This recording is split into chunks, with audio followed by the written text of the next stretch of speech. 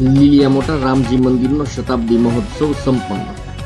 મોટી સંખ્યામાં રામ ભક્તો હાજર રહ્યા, જેમાં પ્રતાપભાઈ દુધાત, વિપુલભાઈ દુધાત, નિકુંજભાઈ સાવલિયા, ભીખાભાઈ ધોરાજીયા સહિતના રાજકીય નેતાઓ રહ્યા ઉપસ્થિત. ત્રિદિવસીય કાર્યક્રમ દરમિયાન જલયાત્રા, જુવાળા યાત્રા, ધ્વજા યાત્રા, વિષ્ણુ મહાયાન, હનુમાન ચાલીસા, સંતવાણી, શોભાયાત્રા, મહાઆરતી, મહાપ્રસાદ સહિતના ધર્મોત્સવ ઉજવાયા. લીલિયા મોટા ખાતે રામજી મંદિરના 100 વર્ષ પૂર્ણ થતા સમગ્ર ગ્રામજનો દ્વારા ત્રિદિવસીય શતાબ્દી મહોત્સવનું આયોજન કરવામાં આવેલ. ત્યારે આજે કાર્યક્રમની પૂર્ણાહુતિ નિમિત્તે વહેલી સવારથી જ ભાવિ ભક્તોની ભારે ભીડ રામજી મંદિર ખાતે ઉમટી પડી હતી.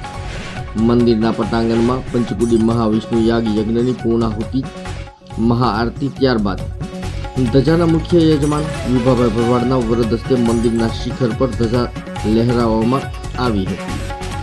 બપોરના 3 કલાકે રામજી મંદિર ખાતે ભવ્યાતિ ભવ્ય ભગવાન શ્રી રામની શોભાયાત્રાનો પ્રારંભ કરવામાં આવેલ.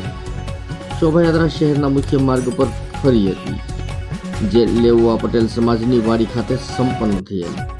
આ શોભાયાત્રામાં મોટી સંખ્યામાં ભાઈઓ તથા બહેનો સહિત રામ ભક્તો અને યુવાનો જોડાયા હતા. ત્યારબાદ પટેલવાડી ખાતે મહાપ્રસાદનું આયોજન કરવામાં આવેલ હતું.